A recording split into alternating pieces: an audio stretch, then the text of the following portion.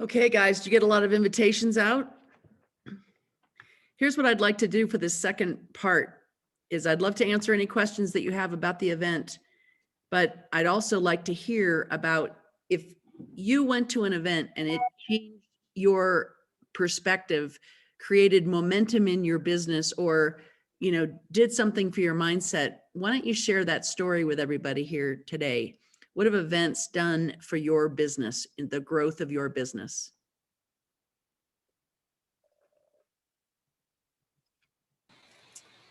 I'll go, Cindy. I just think that events are an incredible place to grow your team too, to grow the cohesiveness of your team. It enhances the whole concept of team working together. That this is not a ramble event. Working this business requires that you have a community and working together as a team. I find that very, very important. So when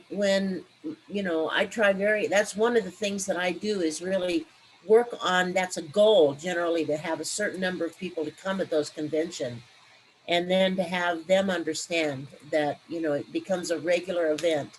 And that's what I've noticed. I've noticed that the folks that have gone to convention really are early to get registered for the next one too. So you've got that longitude built in too, where people see the value, feel the connectedness, and they're incredibly important. They bond us in a greater family too. It's not just our own personal team, but it's the whole family of ASEA. And we get to see and witness and get to know and relate with and become friends with the leaders that are up on the stage, and find out that they're real people.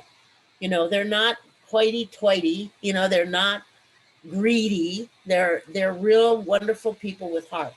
So they're critical, really critical. And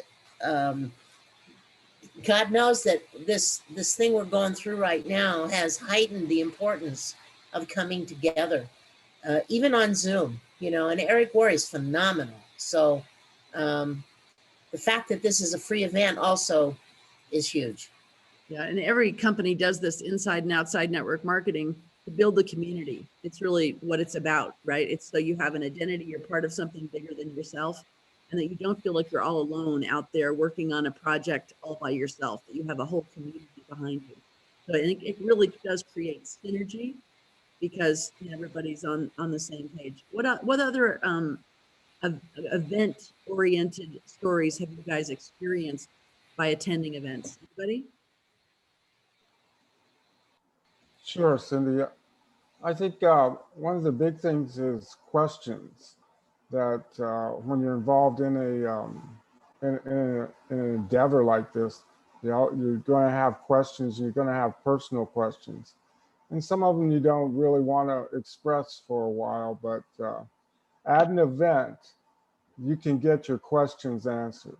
Your personal questions that you have in your mind, which may be holding you back, may not be releasing you to put yourself really into what you want to do, you can get your questions answered at an event. And that's what happened with me at, especially in Vision.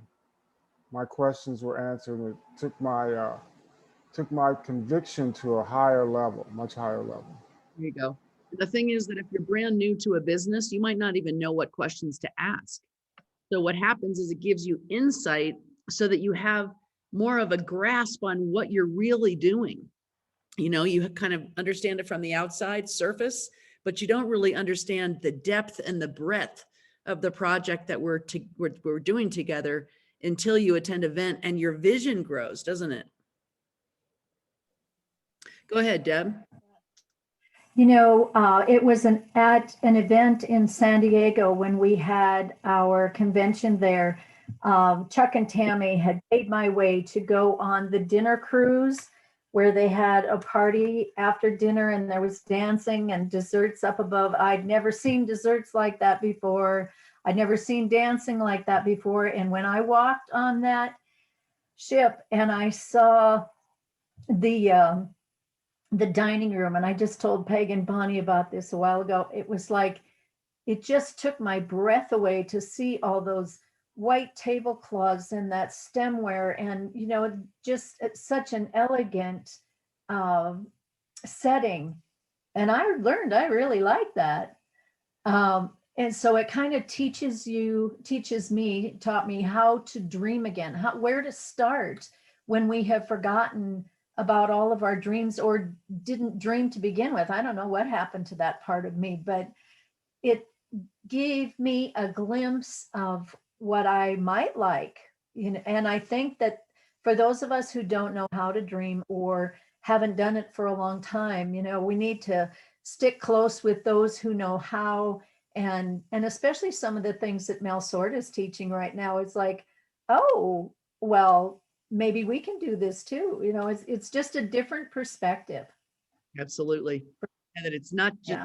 need to just be a dream in your imagination, that you can actually touch and feel your dream. And sometimes you're in some of these events going, oh my gosh, pinch me. Is this really happening? Am I alive? Am I going to wake up any second? I mean, oh my gosh, I'm the luckiest person in the world, right? Benita? So I just did a little brief training on Ed Ween's call the other night on conviction. And I think going to conventions gives you so much conviction, not only from the corporate leaders that you hear and the people that you hear on stage, but, back in the old days, we were encouraged to have our business cards and to, meet people from all over the world and exchange business cards and exchange stories. And that absolutely helped build my conviction in the beginning. Absolutely. I remember going to my first event, and our sponsor said, may I give you homework? And then she said, I said, well, you might as well give us homework. We're here. And she said, what I'd like you to do is listen to people from stage. That's great. But then I'd like you to go and interview the people in the audience. And I'd like you to ask questions. What's your business experience? And what's your product experience? And write that down on their business card. Just make little notes and ask them if they'll help you with a 3-way phone call in the future if you decide to do this with us as a business. And so I took my homework seriously, and I interviewed over 100 people. And it was that piece of my homework that really made it real for me, because all of a sudden these, first of all, I didn't know who the unfancy people were. The people on stage were the fancy people, but the unfancy people in the audience were the nicest, most genuine, compassionate, caring, fun, people. And so my whole paradigm that Harrison says, sometimes, you don't even know the questions that are bobbling around in your head. I didn't know that I did know that I had a major prejudice about people that did network marketing. I just thought that they were some weird breed of people, and we are, but in a good way. You know what I mean? But so I didn't know what the people were like. And so it was great for me to get into an event and meet the people that do network marketing, because it was a whole community of people that I absolutely loved, because it was filled with entrepreneurial dreamers. And that's my people. I am not a 9-to-5, get a job, wait till you die and hang it up kind of girl. That's not my life, So when I met you guys, I was like, oh my gosh, these people are escaping the rat race. These people are paving a new path. These people are daring to take the road less traveled. These are my kind of people, but until you attend to an event and you hear some of the stories, you really don't know that, who are these people that do network marketing, and specifically who are these people that do this business called ASEA? So yeah, fantastic. Well, listen, it's going to be a great event on April 24th. We're really excited about it. We're really working hard on it.